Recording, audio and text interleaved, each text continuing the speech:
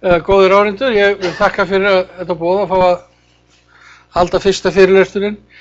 Ég vissi ekki nema að það gæti verið einhverjir hérna sem ekki tala íslenska tungu, þannig ég hef sett bara titilinn á slæðunum á ensku, en annars eru slæðurnar eða hérna á íslensku.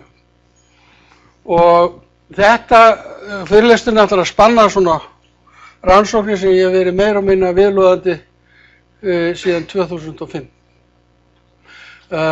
Sem fjalla það sem við notað hérna áhættasvæðin og sérstaklega Hengilinn sem náttúrulega rannsóknarstofu. Fram að því þá var ég nú líka tengdur loftslagsbreytingum og var að rannsaka jökulár og var einmitt rétt áður en kom hérna og lagði á stað út í þetta rok hérna í Garðabænum sem ekki eins slæmt í Reykjavík jafnvel í Kvosinni, að þá var ég einmitt að setja inn gögn fyrir eða svona stóra greiningu á gögnum frá jökulám. Þannig að það er ekki alveg búið. Nú, auðvitað er maður ekkert einn í þessu, það er ýmsir samstarfsaðilar og aðal samstarfsaðili hér á landi er Jónas Ólafsson sem er á Veiðimálastofnun eða Hafrannsóknastofnun svo heitir í dag, eftir sameiningu þessara stofnana, og síðan eru hérna nokkur heiti eða nokkur samstarfsmenn í gegnum tíðina, því að svona er ekkert unnið einu manni eða fáum og féð þetta kemur víða að og minnstaði úr þessum svona frekar fátæku sjóðum hér á landi, en samt hefa þeir styrkt okkur nokkuð vel. Og þessar rannsóknir þar hófust 2005 þegar Evrópusambandið ákvað að setja á hérna stað evrópsku vatnatilskipunina og var að undirbúa hérna gagnagrunna undir þessa Evróputilskipun og hvernig ætti að standa henni, en markmið hennar er að færa öll vötn í Evrópu upp á það sem þið kalla góðan status, vötn sem eru illa menguð annað, að reyna að færa þau nærri hérna upprunalegum einkennum og vistfræðilegum einkennum sem þau voru. Og til þessu beindu þá fé til rannsókna, og eitt af þeim var þetta rannsóknarverkefni sem hét EuroLimpax sem við vorum aðilar að, og við lögleiddum svo þessa tilskipun árið 2013 og svo 2000 svo stuttu seinna þegar hún var rétt komin á stað að það var ákveðið að vera ekkert að gera meira við svona Evróputilskipanir, þannig að hún liggur núna á salti og ég hugsa að það endi með dóm í Evrópu og við verðum að halda áfram. En allavega þegar við byrjum á þessu að þá voru þetta fyrst og fremst ESB-lönd sem stóðu að henni ásamt hérna Noregi og Íslandi, og svo kom inn í þetta Sviss, Rússland og Kanada sem einnig vildu á þessum tíma fylgja Evrópufordæmi að laga vötnin sín, og Bandaríkjamenn fylgdu stuttu síðar. Þannig að það kom að þessu mjög margar stofnanir, þetta voru mjög stóru fundi þegar vorum að skipuleggja þessar rannsóknir og það voru settar í þetta 20 milljónir evra. Af þeim fór bara lítill hluti til Íslands en á þeim tíma þó nokkuð fé sem hérna endi til rannsóknar á Hengilssvæðinu, Mývatni og fleiri svæðum. Nú þegar það fé var uppurið og við vorum búin að ganga nokkuð vel, að þá komu hérna tveir bandaríski háskólar, Montana State University og University of Alabama, og við sóttum saman styrk frá National Science Foundation og fengum úthlutað í verkefnið 2 milljónir dala. Og við héldum áfram þegar það var búið og fengum aðra 2 milljónir bandaríkjadala til viðbótar. Og núna seinast þá kom fé núna í árslok síðast árs í desember, og það var sameiginlegur styrkur sem er kallað Ring of Fire og var 3,7 milljónir sterlingspunda. Við höfum fengið árlega fé frá Rannís í þessar rannsóknir til mismundi þátt að það hafi verið svona cirka 6 milljónir íslenskra króna á ári. Nú svæði sem ég ætla að sýna, þessi háhitasvæði, og takk kannski eftir, þau eru ekkert mjög mörg í landinu og það þegar byrjað að forfæra mörg þeirra með virkjunum. Reykjanesskaginn sennilega að verða fullnýttur. Hengillinn meiri fullnýttur og það að fara að setja borholusvæði þar sem átt að vera sjálfstæða virkjanir til þess að fæða núverandi Hellisheiðarvirkjun. Síðan eru þarna svæði sem eru undir ís eða undir jökli sem nú erfitt að eiga við. En þetta eru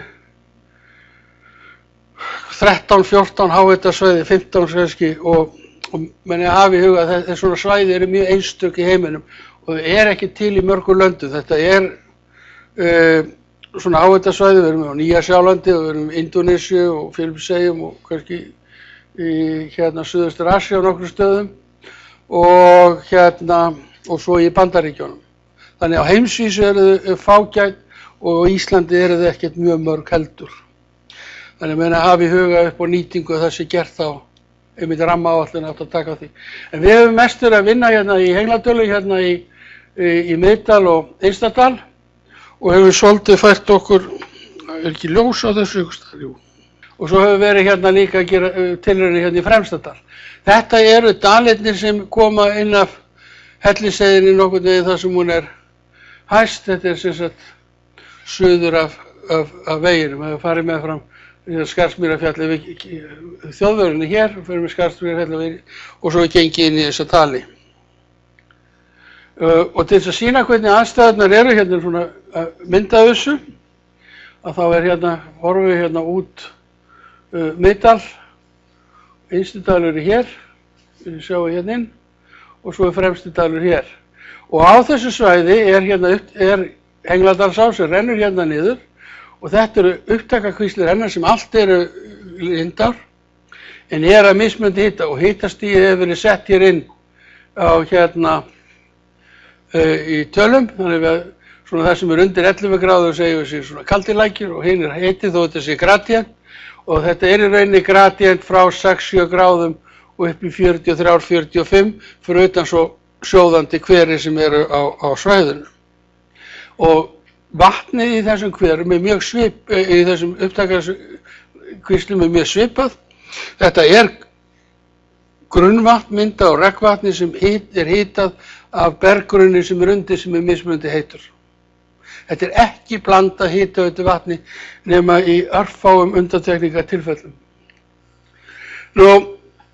Við gerum ráð fyrir að loftslagslíkön, þau gerum ráð fyrir að á næstu 100 árum ef Parísarsamkomulagið stenst ekki þá mun það hugsanlega hækka 4 gráður og síðan hefur ESB sett á sínu tíma umhverfismarkmið viðmiðunarmörk innan Evrópu hvert einstaka vatnasvið og hvernig átti að ná því upp og bæta vistfræðilega stöðu þeirra og status og þetta er í sambandi við vatnatilskipunum sem myndist á áðan.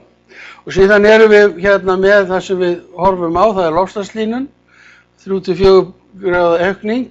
Það er talið hún gæti orðið þó nokkuð meiri á heimskautalöndum og jafnvel allt maður sé áætlun upp í 9 gráður.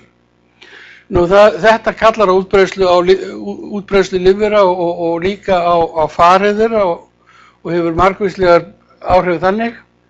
Það hefur einnig bein og óbein áhrif á vistkerfin, á ljóstuljarhraða, öndunarhraða og svo framvegis. Og vatnið hitnar, það eykur líka losun á áburðarefnum, sérstaklega heimskautasvæðum þegar sífreyri fer að þyðna. Við höfum verið að horfa fyrst og fremst á þetta í sambandi við Eurolimpax. Þetta eru mörg önnur prósett sem voru tengd þessu og komu einnig að þessu. Þannig að sem við skiptum okkur kannski minna af en tókum þó þátt í umræðum þau mál á sínum tíma. Og Eurolimpax náði til eiginlega allra vatnavistkerfa sem voru bara þá stöðuvötn og mýrar og hér voru hollendingar að vinna við mýrar í Grendal í Hveragerði.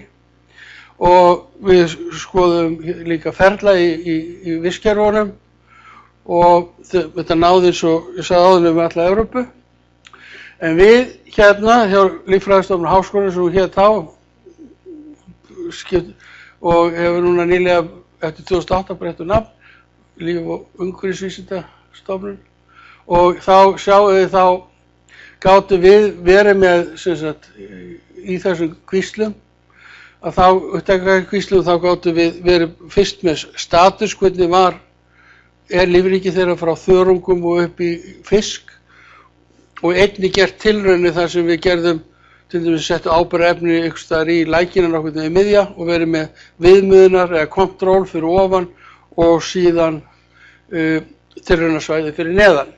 Hérna sjáum þið svona, hérna raðað upp lækjunum og hitinn á honum við sjáum hvernig hann svona gradient allan tíman. Nú þetta eru þeir framhaldsnefar sem við vorum með hérna í henglinum, í rannsóknum. Rakel var fyrst og fremst með rannsóknum á þörungum, Elisabeth á smádýrum og Ólafur á urriða. Það er urriði í þessum lækjum sem eru í hlýrri kantinum, ekki kaldari. Það eru seiði upp í 20 cm stærð, þá hverfar úr lækjunum og þau virðast alast þar upp hluti af stofninum, en þegar hann fer að verða of stór, þetta eru það litli lækir og þá kemur hann sér niður. Og þetta í hlýrri lækjunum vegna þess að það einu fæðuþrepi hærra þar heldur en í kaldari lækirnir. Síðan hafa ótal margir erlendir nemar verið í þessu, eitthvað í kringum 8 til 10 meistaranemar og eini hafa verið yfir 5 doktorsnemar, aðrir frá öðrum skólum, sérstaklega frá Árósarháskóla og svo bandarísku háskólanum. Einnig frá Imperial College og University, Queen Mary University of London. Og hérna sjáum við hvernig þetta getur svona skipst, við horfum hérna bara á þessa 2 læki. Hér á milli 1,5 metri, annað þeirra hérna 9 til 11 gráður, hinn 20, 22 til 23. Og þeir renna þarna hlið við hlið. Nú, í þessum lækjum eru auðvitað leikendur og það eru sem sagt, það eru áblendur, hérna þessar, eins og, hvað heitir hún eftir, brúða, hérna laugabróða og hérna mosi, lækjamosi eða ármosi. Hann hefur þetta nafn antipyritika þegar sem hann notaður í Evrópu til þess að þétta með frá skorsteinum svo að kveikna ekki. Nafnið kemur frá því. Hér eru þráðlaga þörungar eins og spírogýra og svo eru hérna blá bakteríur sem eru nokkuð algengar sérstaklega í kaldari lækjunum.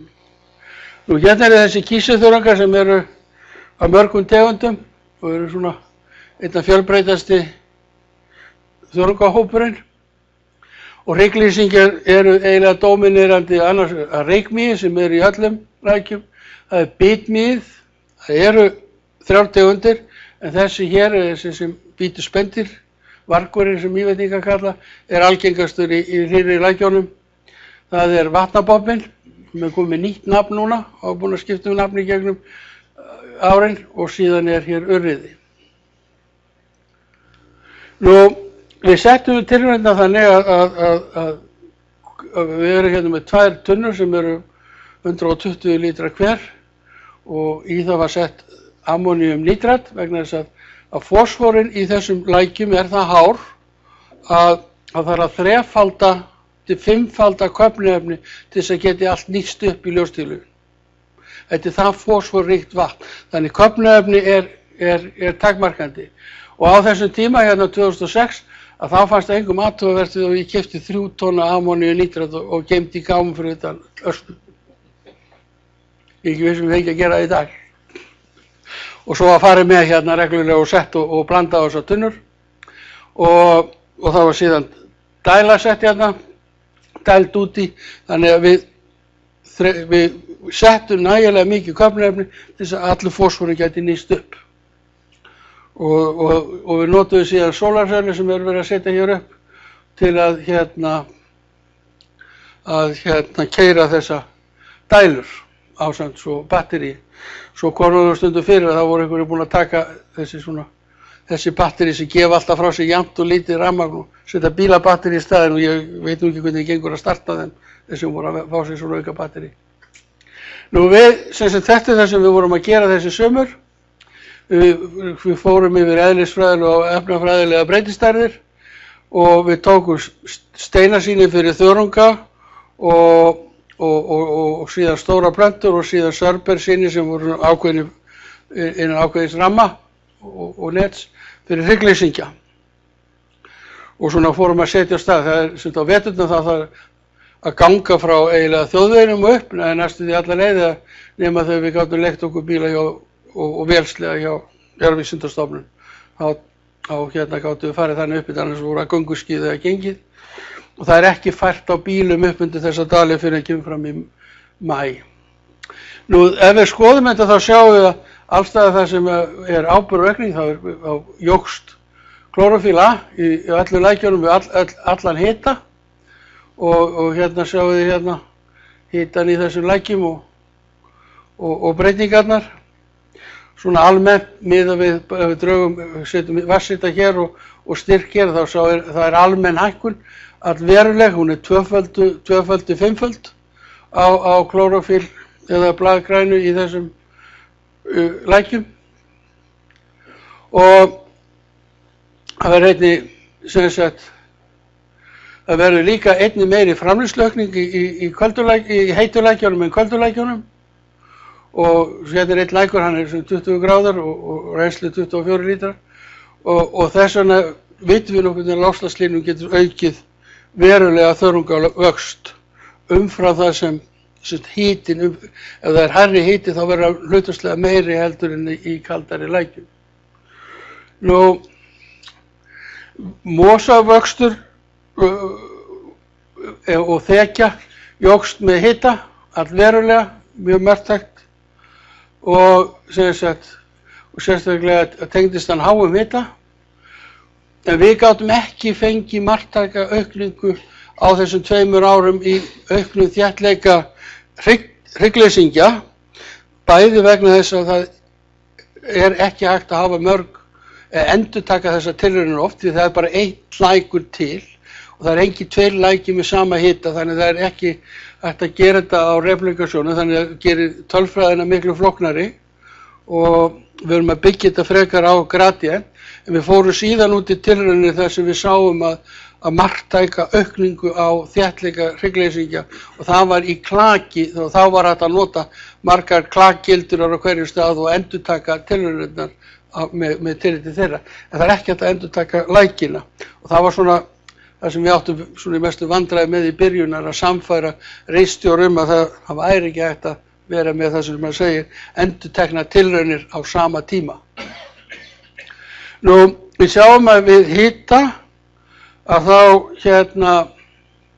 þetta er rúmmál fyrir þessa þörunga að það eru bláþörungarnir eru í langmestu magni í köldulækjunum. Það er slitið hér í sundur, sjáu þið. Þetta er 5 sinnum meira heldur en þegar við komum hér í þessari hlýrri læki. En við sjáum það að grænþörungur, þeim fjölgaði verulega og mynduði slý á botninum við aukinni hita og það verður einnig aukning hér á kísilþörungum. Þannig að þetta eru þær helstu breytingar sem við verður við og það er það án að vera á steinum, ég finnst ásökun á því og það er neikvæð fylgni vegna sennilega því mosinn hann skyggir á miðað við klórófíl á steinum þegar maður tekur ákveðið flattamála af steinunum og tekur klórófíl. Nú við sjáum við breytileikan í hita í þessu læki, er hlýlækur og þetta er árstíðasveiflan og er kaldur, hann er svona dæmi svona læki. Þetta eru ákveðna sveiflur vegna þess að loftkæling sem verður á sér stað þegar þið renna niður þó þið sé ekki nema kannski 400-500 metra langir þessi lækir. Og er svona tekið saman hryggleysingja og við sjáum að eftir því sem hlýnar að þá fækkar í rauninni tegundum sem eru í í þessum lækjum og hérna, já, setjum gleru og ég sé þetta ekki nógu vel, ég veit að svo því.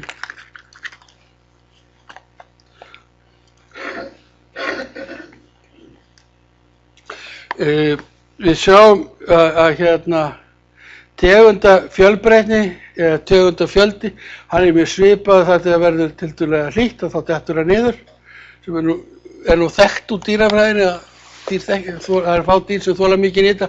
Þannig eru tegundir eins og skatella sem Erling Ólafsson skrifaði doktorsritgerð sem eru þarna í heitustu hverunum. Við sjáum aftur á móti að þéttleiki eykst hérna með hita og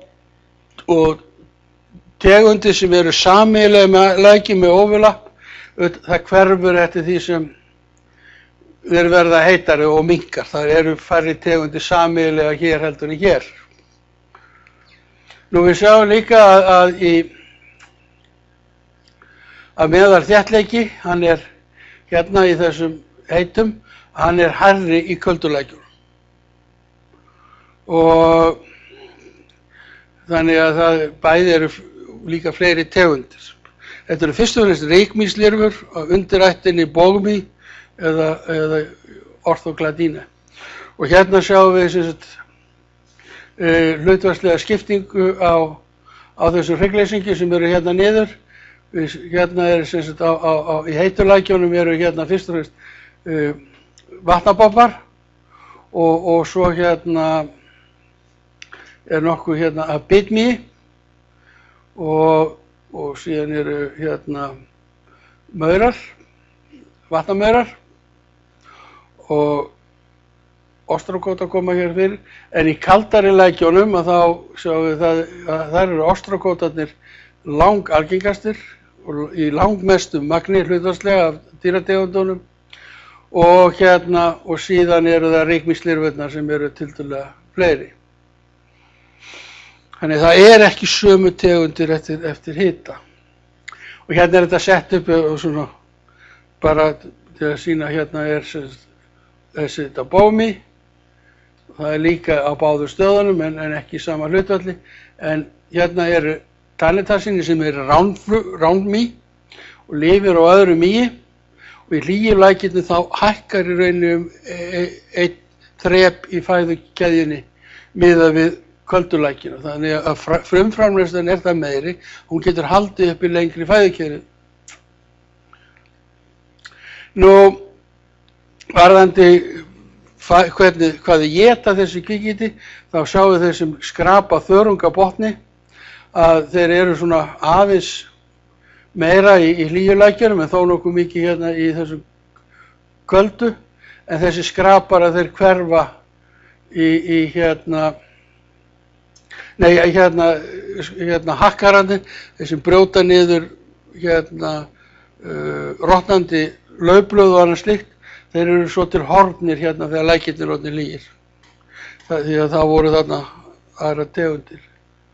Nú við sjáum hérna í hlýjulæk þá er hægt að skoða fæðupíramídan á stöðugum ísótópum og hérna eru hlutfalli á þessum stöðugu ísótópum hérna í groti og í þörungætum eins og vatnabobba og hérna nigrum og bitmý og rykmý og mosanum. En svo hérna er depla, hérna laugabrúðan er svolítið hærri, en síðan koma hérna eins og hérna rándýrin hérna ofar og efst uppi, það er svona 2,5 á milli fæðuþrepa, efst uppi er hérna silungur eða urriði. Nú við komum aftur, við gerðum svo tilraunir og ákváðum að þessi lækur hérna, 1,5 metri hérna á milli, að hann er kaldur, hann er 7 gráður, og við tókum vatnið í pípu hérna niður, settum í varmaskipti hérna í þessum hlýja læk, 23 gráður, dróðum svo pípuna aftur og settum vatnið hérna úti og náðum að hækka hitann í læknum öllum 4 gráður. Og það eru þessi læki sem eru hér. Þannig að tökum við læk og hækkum hitann upp. Og við byrjuðum að hita þennan læk í október 2011 og og síðan komum fyrir klakgildrum og settum líka rekgildrum sem ég nú ekki alltaf sína niðurstöður úr og í óuppbyttaða og hitaða hlutana á kaldalæknum og einnig til samanburði í hlýja læknum við hliðina og tæmdum þessa klakgildur vikulega og hérna sýnum við svona mynd af vetri til, sjá hérna, þetta er kaldalækur, þetta er hlýji og hérna svona efstu stærðir og þetta er hækkunin sem verður á hitanum í heitari hluta. Þetta er sem sagt kaldi hlutin og svo hitum við þetta hérna upp og hérna nær. Því miður var svo snjóþungt svo að það brotnaði niður þessi varmaskiptir og það þótti svona tiltölulega dýrt að fara að gera við þetta. Hann var tiltölulega rándýr í rauninni. Og þannig að við gátum ekki keyrt þetta áfram. Hérna sjáum við sveiflurnar í kalda hlutanum á læknum.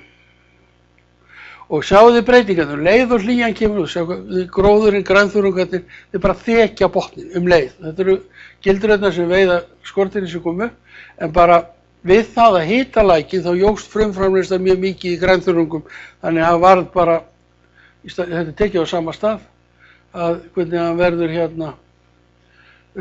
hulinn og þaktur þörungagróðri. Nú þetta eru raunverulegir mælingarnar á hvernig tíma sem við tókum. Hérna er kaldi hlutin af læknum þar sem óupphitaður.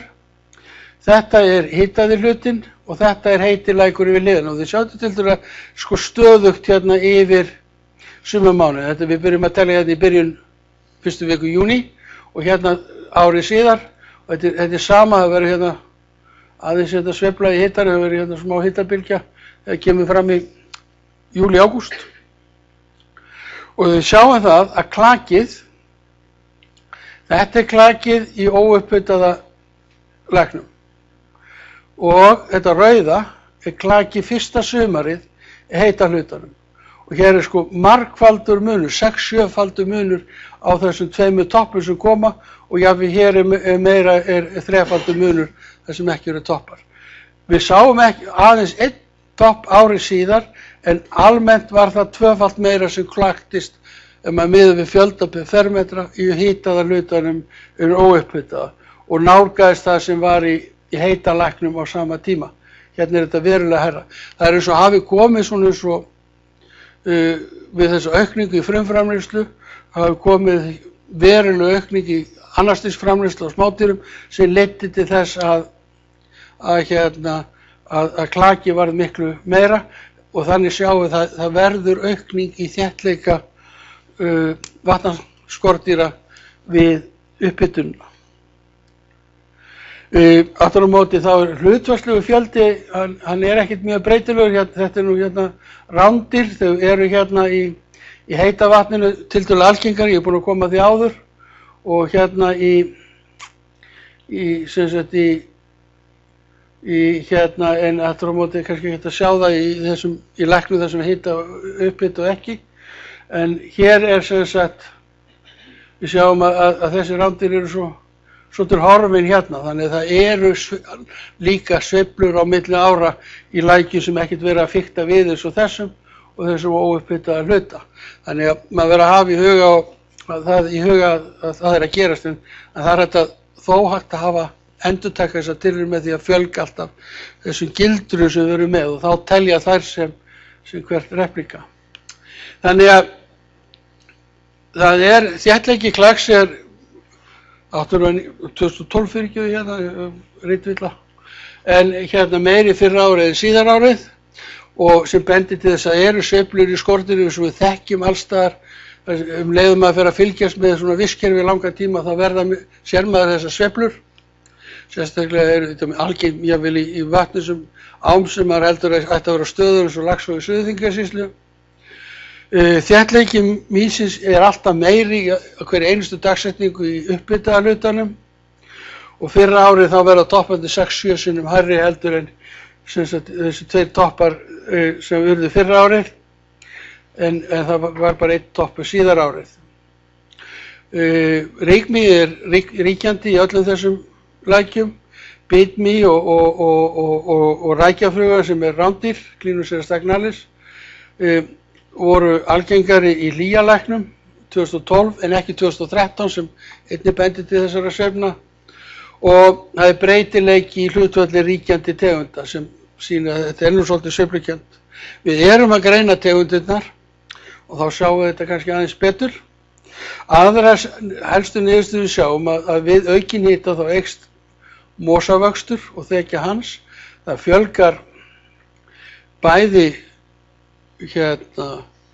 lífsferlum eða per ár hjá smádýrum.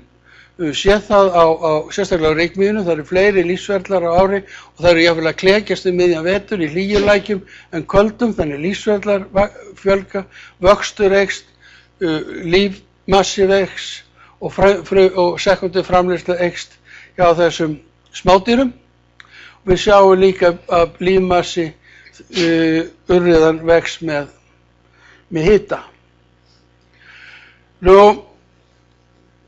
Við hækkuðum jafn mikið hita og gert ráð fyrir að myndi vera næstu 100 árin og þá getum við átt vona því að vatnaskordýr þéttleiki vex, aukin framleiðsla og aukin þéttleiki rándskordýra. En svo erum við núna að fara nýja leiðir sem ég ætla nú ekki að eyða tímanum í núna, það gæti kannski verið einhvern tíðan setna hérna ef ég kem hingað, ef ég hef boðið aftur. En núna hefur við verið að líta á áhrif á efnaskipti í heilum lækjum og ám og við höfum verið að þróa aðferð sem var núna birt núna early view online hérna í Nature Geoscience þar sem við treystum okkur jafnvel að taka stóra á sem er jafnvel 50 rúmmetrar á sekundu. Við höfum verið svona að prófa okkur áfram með smærri og við fórum á flest háhitasvæði landsins, ekki bara í Henglinu, vorum í Kerlingafjöllum, Torfajökulssvæðinu, Vonarskarði eða Kröflusvæðinu, ætlum að reyna að komast í Kverkfjöll og þá fór að gjósa í Hólurhrauni og hér hefur við það sem helstu niðurstöðurnar eru það að vorum að sjá hvort það myndi aukast frumframleiðsla og hvort það myndi aukast öndun í öllum lækjunum og staðreyndin svo það óx nokkuð jafn mikið, þannig að það verður ekki eins og allar spár hafa gert ráð fyrir að myndi aukast öndunin umfram ljóstillífuna, en með því að vera með hita frá 4 gráðum og fórum alveg upp í 50 gráður í þessum mælingum, þá gátum við ekki merkt að öndunin myndi aukast umfram frumframleiðslu. Þannig það er sama jafnvægið og mun þá ekki auka koltvísýringslosun úr þessum lækjum, en menn er að hafa í huga að straumvötn eru og sérstaklega árósar með frjósumustu búsvæðu jarðar. Hér er önnur leið sem við erum að fara, sérstaklega í samvinnu við háskólann í Bandaríkjunum. Þetta er við James Hutton stofnunina í Aberdeen, Benoit vinnur þar, en þá erum við að skoða hvernig náttúru áburðarefnin, næringarefnin, hvort að hlutfall þeirra og kolefnis breytist í lækjunum og í seti og í bakteríum, þörungum og smádýrum og upp úr við breyttan hita. Og þá hefur við sett upp kerfi með 25 lækjum sem eru bara í plaströrum en notum sama vatni sem við hitum upp mismunandi mikið frá 5 gráðum upp í 25 og erum með 5 replikar eða endurtekningar fyrir hvert og það verður þessi breyting á þessum, það breytast hlutföllin á áburðarefnum. En ég ætla nú ekki að fara í það núna. Ég ætla aðeins að koma inn á þetta verndargildi vegna þess að það er svo mikill ásókn í að virkja þessi blessusvæði hérna og það er að gera að skilja eftir. Ef við skoðum það eru 18 háhitasvæði utan jökla, svo eigum við 5 varmár sem eru svona eins og varmár í Mosfellsbæ og Hveragerði og Litla á í Kelduhverfi og í Reykjahverfi. Það eru nokkrar svona ár. Og utan Íslands er þetta fyrst og fremst í Bandaríkja, Nýja-Sjáland, Kamtsjaka og Japan og svo sem svolítið í Indónesíu Og það sem í gegnum tíðina, maður þurfi ekki nema að ganga þessum bara í Reykholtsstaðar í Reykholti, þá fullt, ef það einhvers staðar heiti hver hana, þá búið að henda drasl í það, gömlum klósettum og öðru. Menn nota þetta bara sem ruslageymslu, sko. Og síðan eru þessi mannvirki sem eru reist í gegnum þetta og við gróðurhúsin var áður, nú nú skálað mjög mikið ástandið, nota skortireitur hana, þannig að alla þessar varmar eru svona meira og minna fornjarðar.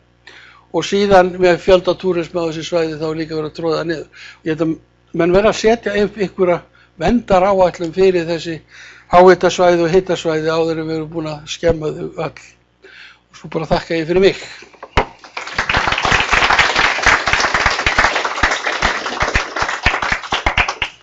Kæra þakki fyrir þetta og takk fyrir ábendingarnar næstu fyrirlestra. En við höfum núna tíma fyrir fyrirspurnir. Ég vissum að einhver vill spyrja Gísla nánar. Góðan daginn, ég heiti Jón. Sæll Jón. Hvað verður urriðan þegar hann fer 20 cm langur? Hvert fer hann? Niður í Hengnadalsá. Hengnadalsá. Og þetta er stopp sem ekki gengur til sjáa því að það eru, eins og það eru fossar í kömbunum. Svo er annar stopp sem gengur til sjáa sem í Varmá sjálfu og Þorleifslæk og fer í gegnum Ölfusá upp. Þessi er sem sagt lokaður af á þessu svæði og hann nær nokkur í stærð því að ég sé þó nokkuð að pólfurum vera að veiða þarna á stöng.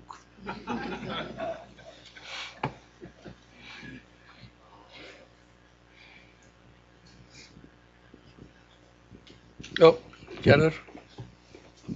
Ég lofaði Gísla að vera með undirbúnar spurningar, nei, það var glatt.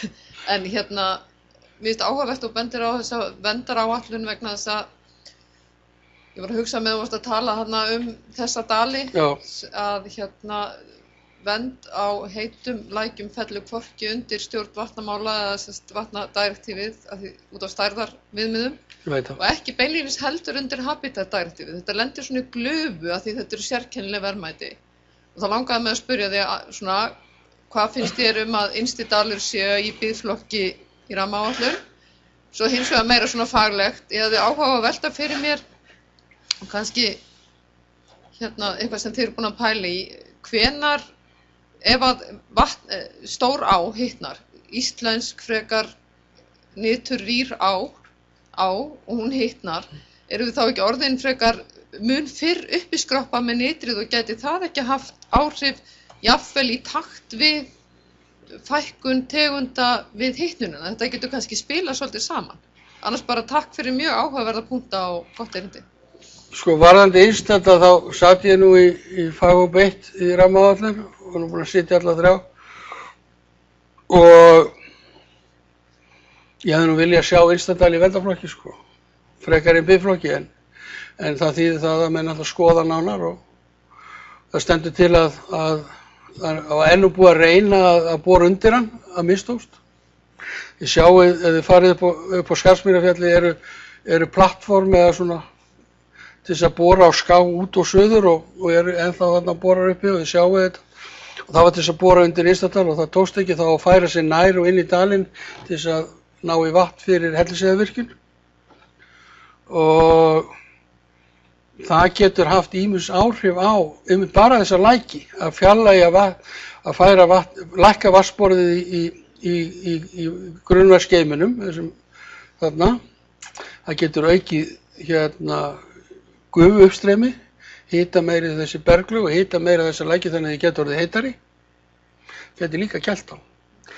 Það hafa orðið hitabreytingar í þessum lækjum. Það var þegar jarðskjálftinn var 2009, þessi stóri þarna í Hveragerði, var ekki 2009, í maí, 2008, já, að þá voru 2 lækir sem breyttust, hiti breyttist, annar hitnaði 2 eða 3 gráður, 1 lækur og annar kólnaði og svo voru nokkuð hveraaugu sem lokuðust.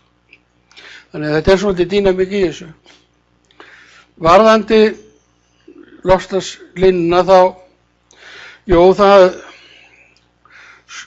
það fer svolítið eftir þessum á, suma kom úr stöðuvötnum og það gæti orðið aukin frumframleiðing, við lítum bara á Mývatn, það er mjög mikið af köfnefni sem kemur núna sérstaklega eftir túrismi Jónsson eins og hann hefur gert og það myndi fæða ána en það sem það sem renna svo núna á hálendinu, þá má búast meiri aukningu eða aukinni rotnun í jarðvegi og mikið af því sem í jarðvegi köfnunarefni til plöntuleifar og það gæti líka komið aukin köfnunarefni úr rotnun úr jarðvegi sem læki út í lækinu og inni þá á móti þessu þannig að frumframleiðsla gæti aukist og þá sekundar framleiðsla annars stigs.